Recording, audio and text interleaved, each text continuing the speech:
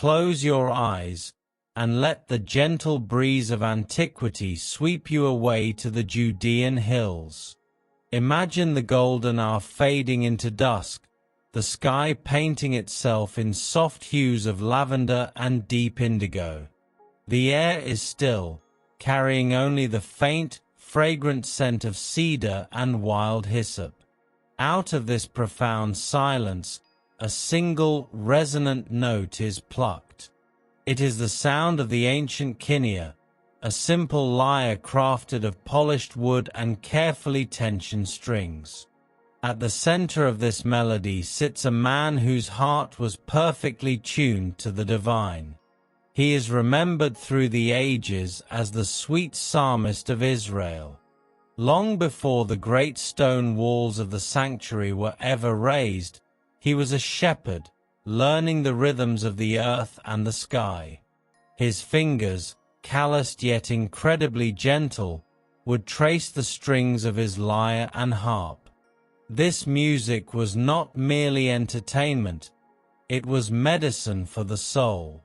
In the darkest, most troubled hours of the royal palace, the soft, vibrating hum of his harp would wash over King Saul.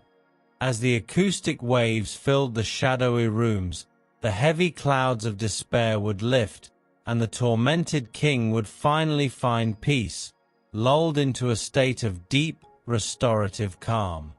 As time moved forward, the shepherd became a king himself, and his vision expanded. He looked upon the city of David, feeling the sacred pulse of the earth beneath his feet, and began to lay the spiritual groundwork for something monumental. He envisioned the magnificent Jerusalem temple, a place that would stand forever as Israel's ultimate worship center. Though he would not see its final stones laid, he meticulously designed its sonic architecture. He understood that worship required a pulse, a breath, a living sound. And so, with profound care, he organized the Levites, dedicating them entirely to a vast, intricate music ministry. He appointed hundreds of skilled singers and musicians to fill the sacred spaces with a continuous wave of harmony. Imagine standing in the great courtyards, surrounded by the deep, rich resonance of wooden harps and the brighter, cascading notes of the lyres. Beneath it all, giving a gentle, rhythmic heartbeat to the melodies, was the soft, shimmering wash of acoustic cymbals. They did not crash, they sighed, keeping time with the breathing of the worshippers.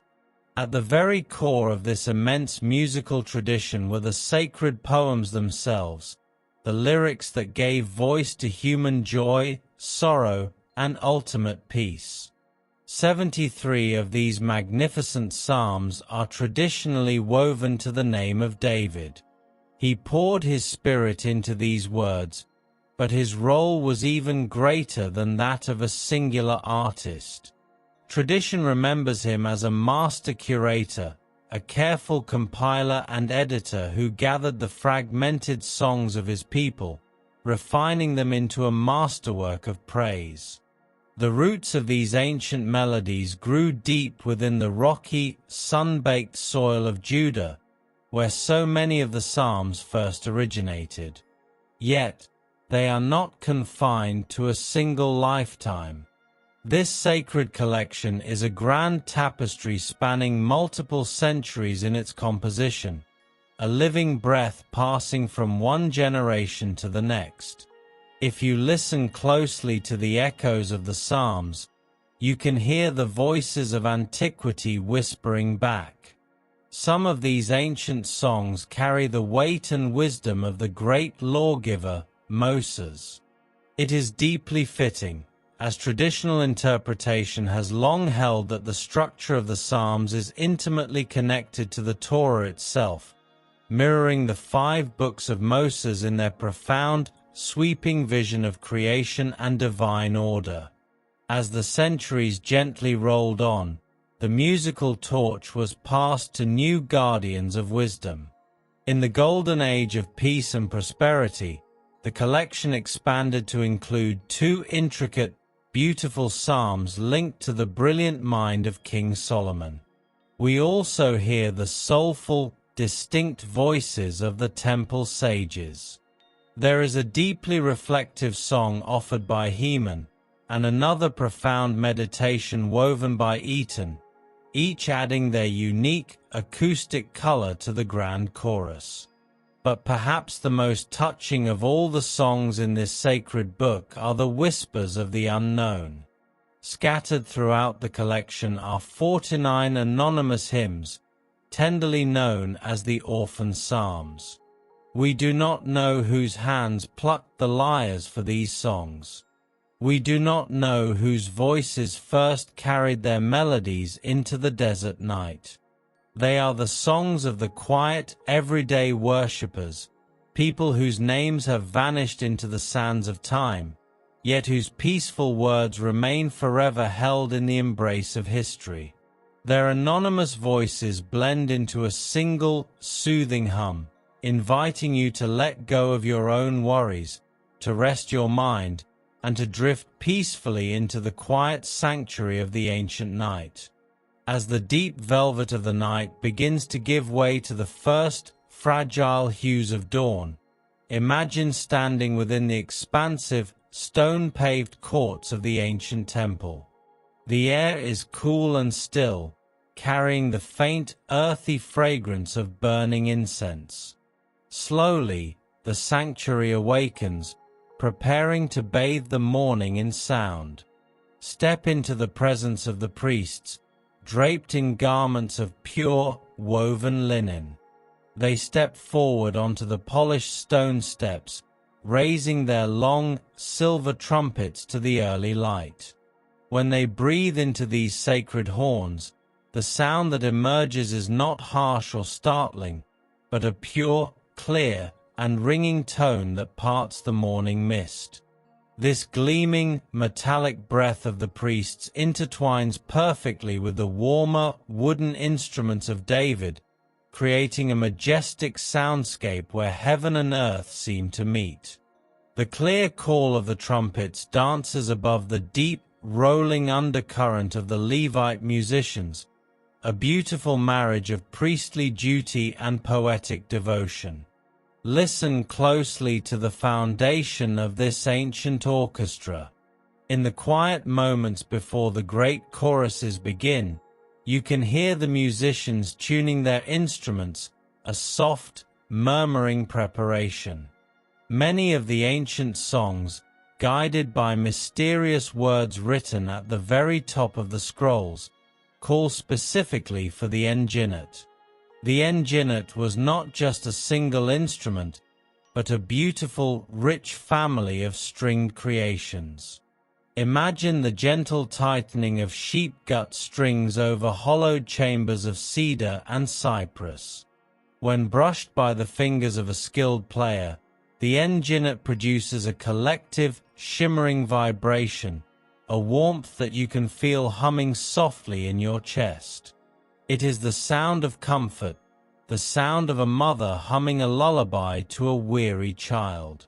As the sun crests the horizon, bathing the white limestone walls in golden light, the music swells into the grand, sweeping vision captured in the final song of the sacred collection.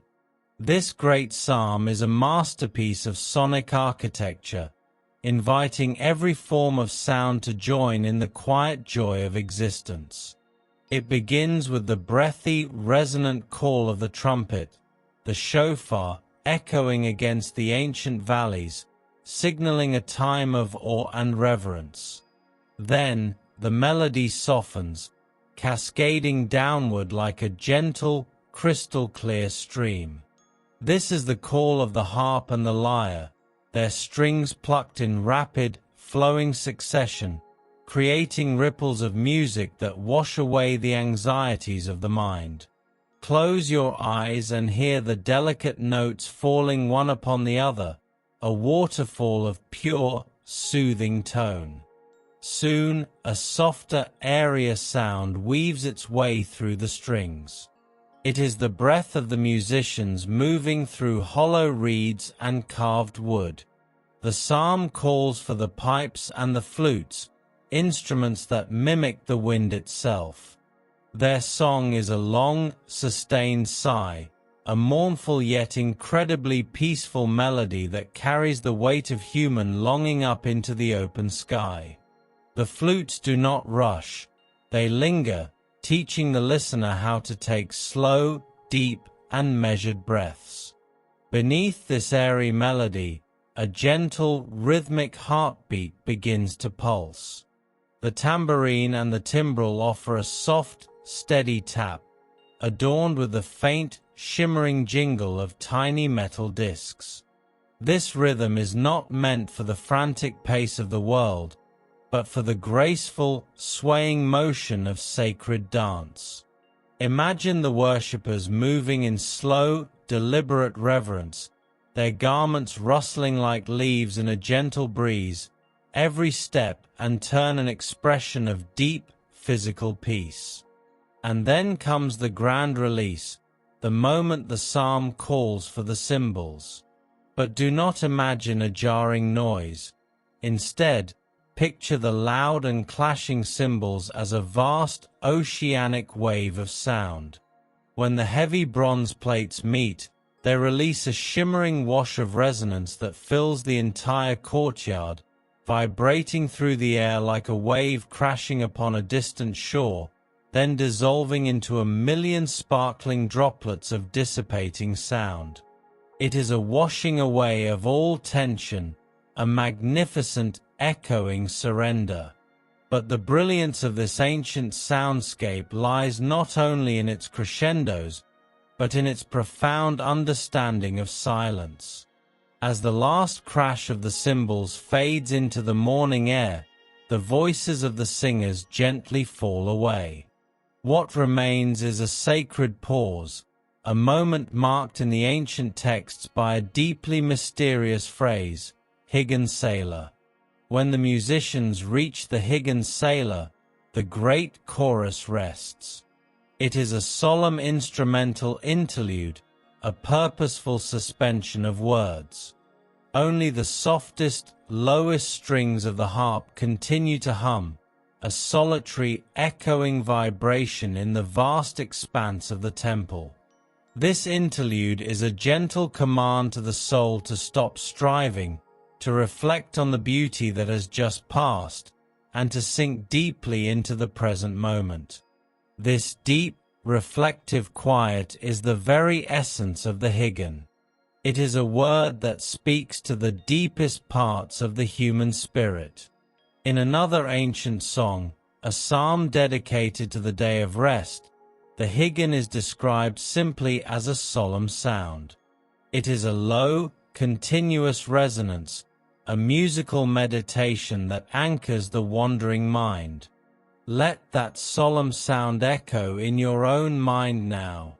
Let the lingering vibrations of the ancient strings, the sigh of the flute, and the slow, steady heartbeat of the tambourine guide you into a place of absolute stillness, where the echoes of praise become a blanket of perfect, undisturbed peace. As the lingering, solemn vibrations of the ancient strings finally dissolve into the quiet of the night, the music does not truly end. Instead, it transforms. It moves from the hands of the musicians into the steady, careful hands of the scribes. Imagine a room bathed in the soft, flickering light of oil lamps, where the fragrance of aged leather and fresh parchment fills the air. Here, the fleeting sounds of the courtyard are captured and preserved, creating a magnificent, enduring architecture of words. This vast, sweeping collection is a masterfully curated anthology, gathering 150 sacred poems into a single, breathtaking sanctuary of thought. As this collection traveled across the ancient world, it encountered the Greek tongue, where it was given the name we know so well, the Psalms. It is a word that carries the very memory of the temple, meaning quite simply, a song sung to the gentle, rhythmic plucking of a stringed instrument. Yet, to the Hebrew heart, to the people who first breathed these words into the desert air, this grand anthology is known as the Sefer Tehillim, the Book of Praises. As your eyes trace the beautiful, block-like letters of the ancient ink, you begin to notice a quiet pattern, a gentle architecture framing the songs. Hovering above many of the poems, resting gracefully in the captions like a protective canopy, is a specific, sacred word, mizmor. It is a hushed announcement, a gentle whisper preparing the soul for a melody about to unfold. Curiously, this evocative word mizmor remains entirely above the fray. It acts only as a guide in the headings and never once steps down to speak within the flowing body text of the songs themselves. It is the silent usher leading you into the quiet room of the poem, stepping back so the song may sing. And within these textual sanctuaries, a profound and radiant exclamation echoes, a word of pure, unbridled reverence, Hallelujah. It is a breathtaking reality of this ancient text that this specific, joyful cry blossoms only within the enclosed garden of these poems. It is found nowhere else in the vast expanse of the ancient scriptures, a precious jewel belonging entirely to the singers and the dreamers of the Psalter. To journey through this book of praises is to walk slowly through a grand, sprawling palace constructed of 5 magnificent halls. The master architects of this text purposefully divided the great collection into 5 distinct books.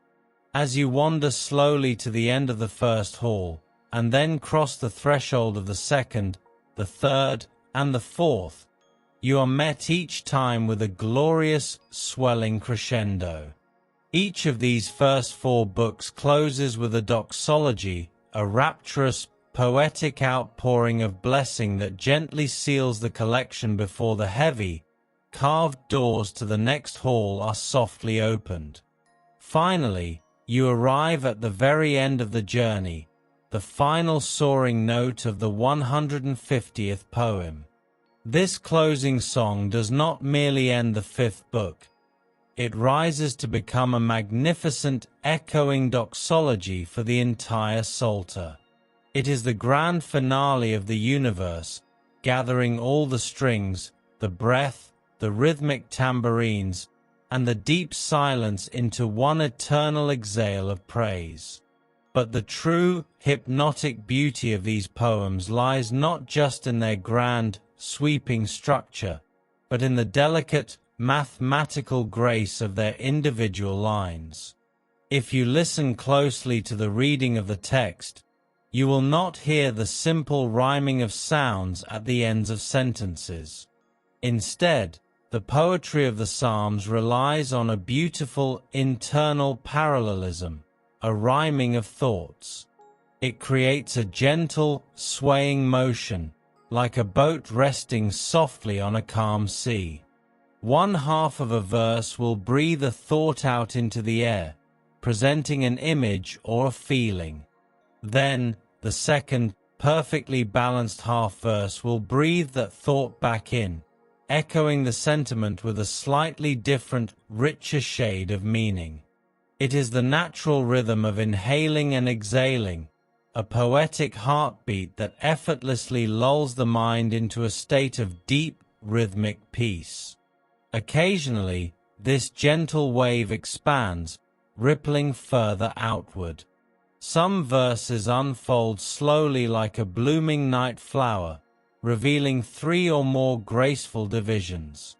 They stretch the thought out into a long, lazy sigh, allowing the mind to rest comfortably on each extended phrase. These flowing, water-like lines are eventually gathered together into larger, sheltering clusters known as strophes. Imagine them as families of thought, resting peacefully together beneath the cool shade of a great olive tree. As you listen to the rhythmic rise and fall of these ancient, balanced words, let your own breathing match their slow, steady pace. Inhale the peace of the first half verse, and exhale any lingering tension with the second, drifting deeper and deeper into the quiet architecture of the sacred text.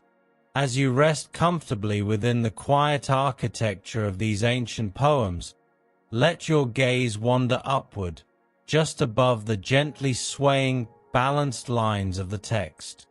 There, resting like a crown upon the poem, you will often find mysterious, delicate clusters of words. These are the superscriptions, the ancient headings that served as whispered secrets passed from the original composers to the musicians of the temple. They are not merely titles, they are careful, tender musical instructions, preserving the memory of exactly how these sacred words were meant to float upon the air. Sometimes, these gentle instructions would guide the singers to specific, assigned occasions. They would indicate whether a song was meant to welcome the first, fragile light of the morning sacrifice, or to blanket the weary world during the quiet of the evening offering. They anchored the soaring poetry to the steady, comforting rhythm of ancient daily life. Among these whispered directions, a specific, enigmatic word appears time and time again: lamnatsiar. For generations, scholars and dreamers have listened closely to the echoes of this word.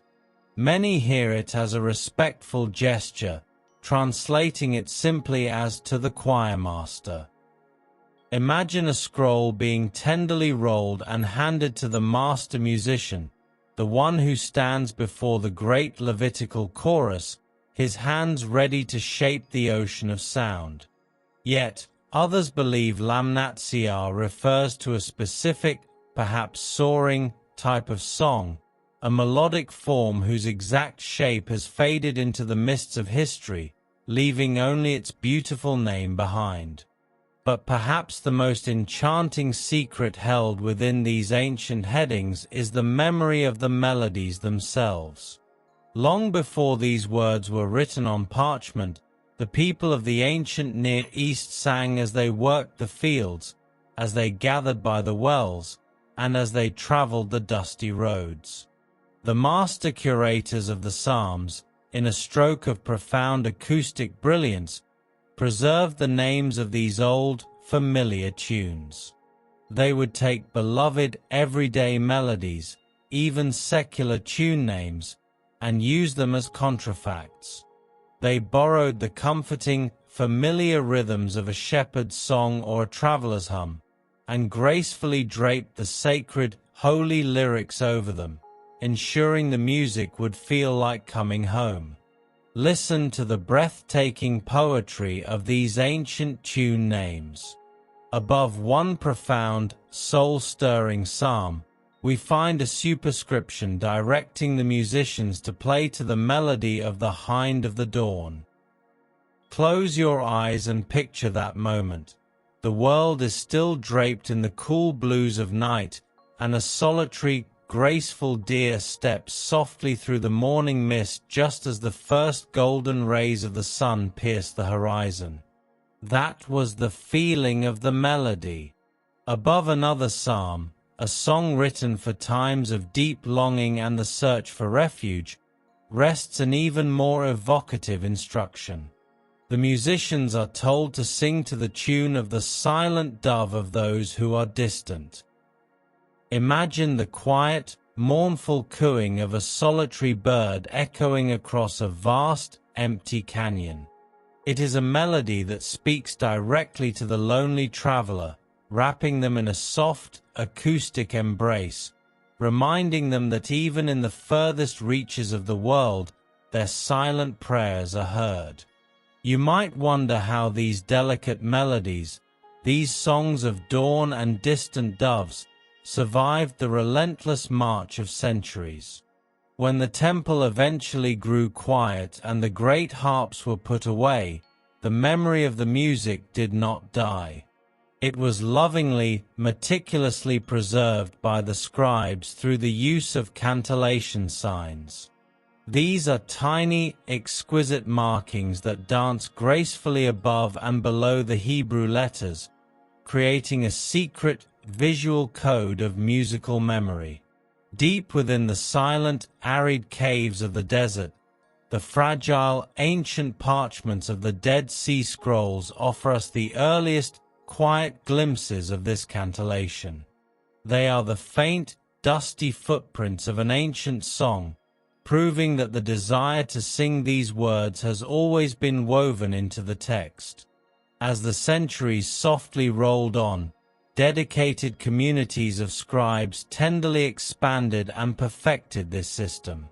In the great, meticulous pages of the Masoretic text, these cantillation signs bloom into a vast, extensive map of sound. They tell the reader exactly when to let their voice rise like a flame, when to let it fall like a gentle rain, and when to pause and let the silence speak. The ancient music was never truly lost. It simply went to sleep upon the page, waiting for a quiet voice in the stillness of the night to sing it beautifully back to life. As we trace the delicate, dancing cantillation marks upon the ancient parchment, we realize that these scrolls were never meant to simply be read in the quiet of a lonely room. They were the very heartbeat of the sanctuary, functioning as a grand, comprehensive music manual for the temple. This great anthology was the ultimate songbook of the ancient world, but it was also so much more than that. It was a deeply personal prayer book, an intimate collection of words that gave a voice to every shade of human emotion. Yet, when carried through the great gates of the city, these deeply personal prayers transformed into something monumental. They are widely understood to be living, breathing song texts, serving as the grand, poetic librettos for the majestic worship of the Jerusalem temple. For hundreds of years, these precise words filled the sacred air. From the heavy, gold-laden cedar halls of the first temple to the sweeping, white stone courtyards of the second temple, the tradition of psalmody flowed like a great, unbroken river. Empires rose and fell, the world outside the city walls changed countless times, but within the sanctuary, the gentle, rhythmic hum of these ancient songs remained a constant, comforting anchor. Imagine the atmosphere as the daily rituals began. As the priests moved gracefully about their duties, the morning air would grow thick with the sweet, heavy scent of burning incense and wood smoke from the sacrificial ceremonies. These sacred acts of offering were never performed in the cold, empty quiet. Instead, they were perfectly wrapped in an envelope of continuous sound. The ancient manuscript evidence, carefully studied by generations of scholars, shows us beyond any doubt that these words were meant to be sung actively and powerfully into the fragrant air. Envision the magnificent Levitical choirs standing in their flowing linen garments. They were not just a few scattered voices, but a vast, meticulously trained gathering of singers, their voices rising together in a warm, resonant blanket of harmony. And beneath their voices, providing a steady, gentle foundation, was the constant instrumental accompaniment of the soft lyres, the deep harps, and the sighing flutes we explored earlier. The way these great choirs sang was designed to mirror the very rhythms of nature. Much of the temple psalm singing was antiphonal. Picture two massive gatherings of singers, standing on opposite sides of the great courtyard. Antiphonal singing means that these two choirs would gently alternate, tossing the melody back and forth like a soft, invisible sphere of light. The first choir would breathe out a line of praise, their voices carrying across the smooth stones. And then, as their final note began to fade, the second choir would softly exhale the reply, completing the thought. It created a beautiful, swaying rhythm, like the slow, steady rolling of ocean waves breaking upon a calm shore. Listening to this back-and-forth motion was like being rocked gently in a cradle of sound, a deeply hypnotic experience that would naturally lull the mind into a state of profound peace. At other times, the vast courtyards would fall almost completely silent, introducing a different, deeply moving style known as responsorial singing. In these quiet moments, a single, pure voice would rise into the morning sky. This lone soloist would sing a line of the psalm, their voice like a solitary bird taking flight, fragile yet incredibly clear. They would sing of human sorrow, of hope, or of quiet trust. And just as the soloist finished their delicate phrase, the entire, massive choir would respond. They would wash over the soloist's melody with a gentle, unified hum of agreement, a collective echo of comfort and solidarity. This alternating dance between the solitary individual and the great, comforting multitude reminded every listener that they were never truly alone, wrapping them in a soft, continuous blanket of deep, musical devotion. The magnificent music of the sanctuary was never meant to be entirely contained within its towering, limestone walls.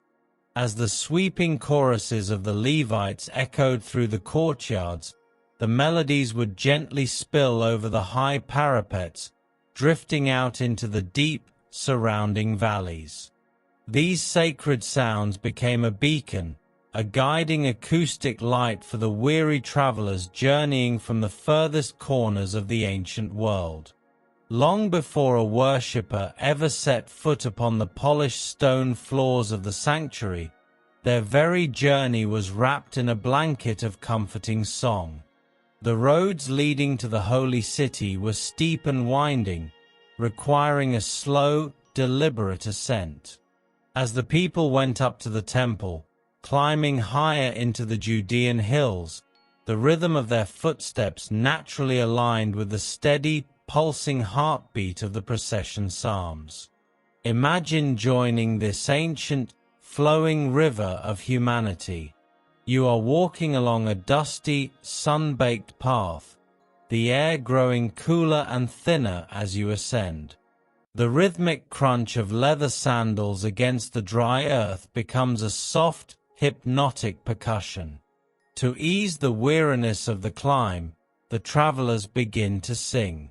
They sing the ancient words of the 24th Psalm, a masterful procession psalm perfectly designed for this exact, soaring moment. As the massive, ancient gates of the city finally come into view, towering against the brilliant blue sky, the voices of the travelers rise together in a unified, swelling wave of anticipation. They sing to the gates themselves, asking the ancient doors to lift up their heads and open wide. The song is not a hurried rush, but a grand, majestic, and unhurried march, steadying the breath and grounding the spirit after a long, winding journey. This beautiful marriage of travel and melody reached its absolute peak during the great, joyous seasons of the pilgrimage feasts. 3 times a year, the winding roads would softly glow in the twilight as thousands of families made their way toward the city, camping under the vast, sweeping canopy of the desert stars. In the quiet cool of the evening, sitting around the gentle crackle of small campfires, the night air would hum with the beautiful, cascading melodies of the Hallel Psalms. These 6 specific songs, spanning from the 113th to the 118th Psalm, were the ultimate soundtrack of the ancient pilgrim. The very word Hallel radiates a sense of profound, shining praise. Picture the peaceful scene, a father softly teaching the melody to his children, their pure, quiet voices rising like delicate embers into the dark sky. From the next camp over, another family joins the harmony, and then another, until the entire valley is softly breathing the same comforting lullaby. These Hallel psalms were an acoustic shelter, a reminder that no matter how long or dark the road, they were walking it together, surrounded by the invisible, protective embrace of a shared ancient song. As the seasons gently turned, the landscape itself seemed to join in the music. When the hillsides turned a lush, vibrant green and the golden wheat began to gently sway in the warm breeze, it was time for the Feast of Weeks. This was a season of profound gratitude, a time to rest and reflect on the abundant, nourishing gifts of the earth. And for this specific, golden moment in the year, the ancient musicians turned to the sweeping poetry of the 30th Psalm. This beautiful song was intimately associated with the Feast of Weeks, mirroring the deeply satisfying feeling of a long, hard season of work finally coming to a peaceful close. It is a song of being lifted up, of heavy, weeping clouds dissolving into the bright, clear light of morning. As the worshippers gathered to celebrate the harvest, the lyrics of this psalm washed over them like a cool, refreshing rain. It spoke to the weary bones, gently coaxing the tension from their shoulders, reminding them that the time for labor had passed and the time for absolute, restful peace had arrived. Let that same feeling of harvest and completion settle over you now. Let the distant, echoing voices of the ancient pilgrims sing you into a place of deep safety, where the long journey of your day is finally over and you can simply rest. As the physical journey of the ancient pilgrims softly comes to an end, and they lay their weary heads to rest beneath the vast, starlit canopy of the Judean sky, a different kind of journey begins. The true, most profound landscape of these ancient songs is not the rocky hills or the dusty roads, but the vast, uncharted, and deeply beautiful territory of the human heart. When you strip away the massive stone walls of the sanctuary and the grand, booming choruses of the Levites, what remains is the naked, honest soul.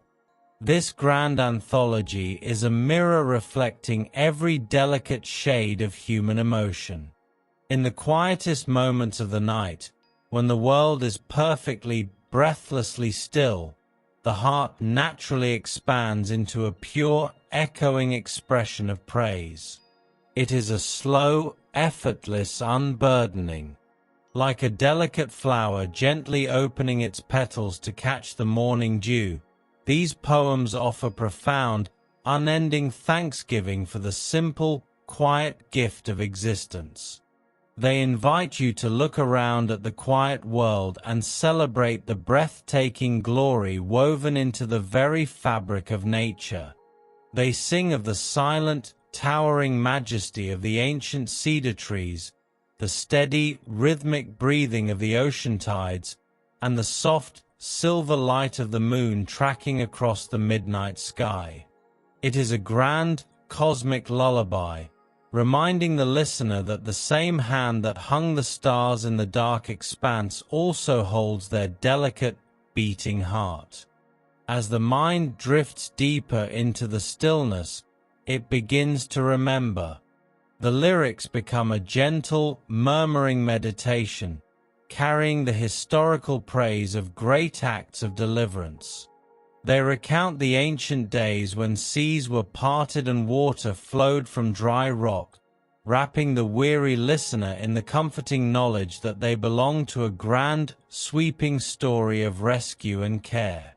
Through these ancient memories, The songs offer a soft, illuminating lantern light of moral instruction.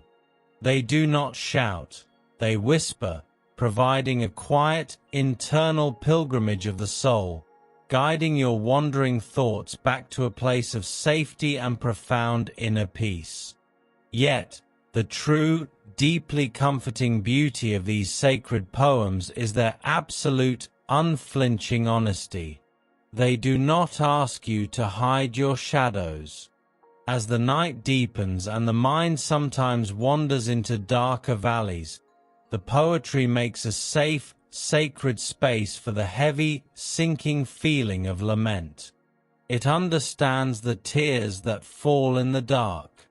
Woven into the beautiful tapestry of strings and flutes are raw, unfiltered prayers crying out for deliverance from deep distress. The ancient singers knew what it felt like to be overwhelmed.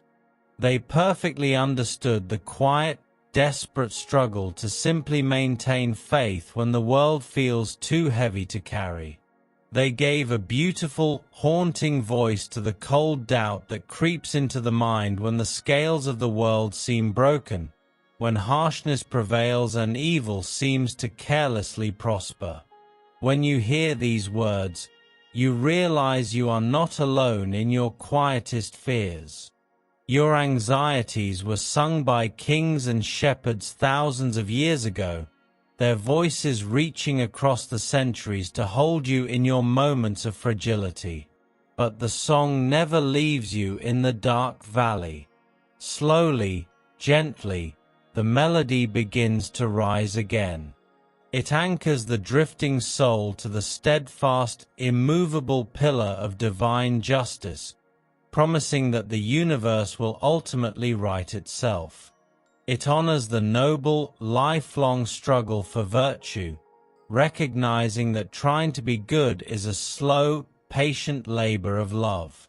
Ultimately, all these shifting, swirling emotions, the towering joy, the profound sorrow, the wandering, and the weeping, settle softly like falling snow. They melt into a single, profound desire for deep, unshakable contentment. As the final chords of the invisible harp begin to fade, the tension leaves your muscles, the heavy weight lifts from your chest, and the last, lingering note of the human heart is a radiant, enduring hope. It is the quiet, inevitable triumph over despair, a gentle promise that the morning will always come, inviting you to finally let go, to surrender your worries to the ancient melodies, and to sleep in perfect, undisturbed peace. As the ancient fires of the temple courtyard softly burn down to glowing, ash-covered embers, the physical sanctuary may fade into the quiet mists of history, but the music does not stop. It merely slips the bounds of stone and time, beginning a magnificent, unending journey across the centuries. The true power of these 150 sacred poems lies not just in their history, but in their breathtaking, enduring legacy. From the very beginning, these songs were never meant to be dry, empty recitations. They held a profound, deeply woven aesthetic and spiritual role in worship, recognizing that beauty itself is a sacred language. The ancient writers understood that sometimes the mind is too tired to comprehend theology, but the soul can always be comforted by a perfectly tuned chord or a beautifully balanced line of poetry. Imagine these psalms as a grand, sweeping bridge, its stones worn smooth by the footsteps of countless generations. This bridge arches gracefully over the turbulent waters of life, serving as the ultimate, unshakable connection between the fragile, shifting landscape of human emotion and the vast, peaceful realm of divine encounter. When you step onto this bridge, you are never walking alone. You are joining a continuous, slow-moving procession of humanity, all seeking the same comfort, the same reassurance, and the same quiet rest. But this bridge spans more than just the space between heaven and earth. As centuries gently rolled forward, the Psalms became the magnificent, sturdy bridge between the raw, heartfelt devotion of sacred worship and the refined, soaring heights of art music. The melodies that once drifted over the dusty Judean hills slowly found their way into the cool shadowed halls of great monasteries and the towering stained glass sanctuaries of the world. These ancient poems became the very heartbeat of global devotion. They stand beautifully central to the rich, ancient tapestry of Jewish liturgy, their Hebrew cadences sung and chanted as a continuous, unbroken thread connecting the present moment to the ancient patriarchs.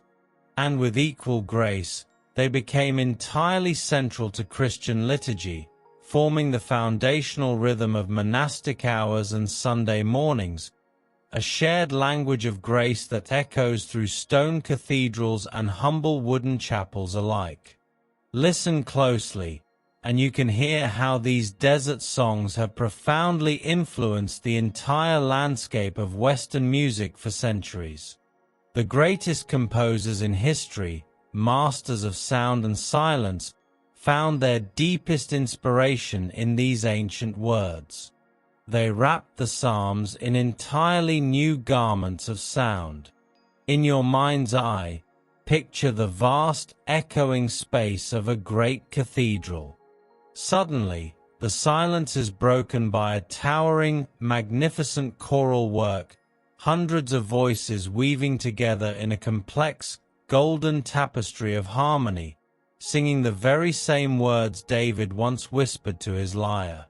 Then, the scene softens. The great choir fades away, leaving only a single, pure voice in a quiet room, accompanied by the gentle plucking of a lute or the soft keys of a piano. These are the solo songs, intimate and deeply personal settings of the Psalms that feel like a private, reassuring conversation in the late hours of the night. And sometimes, the words themselves gently step back, allowing the emotion to be carried entirely by the instruments.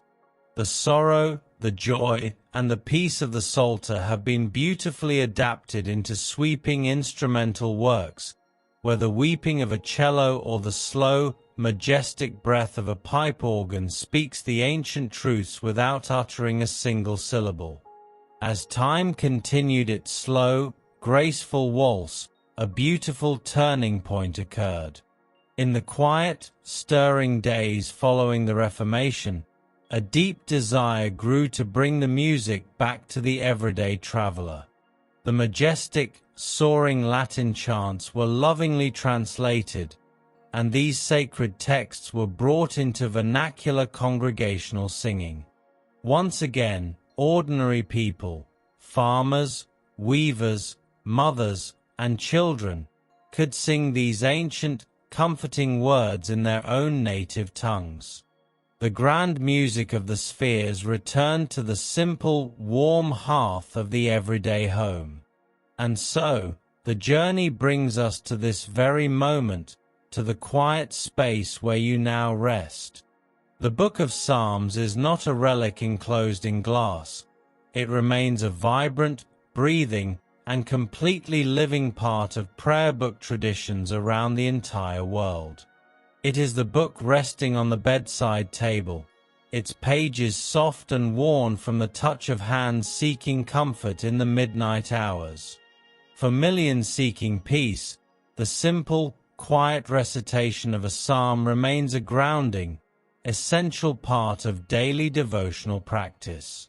It is a slow, steadying breath taken at the beginning of the day, and a deeply soothing lullaby sung at the end.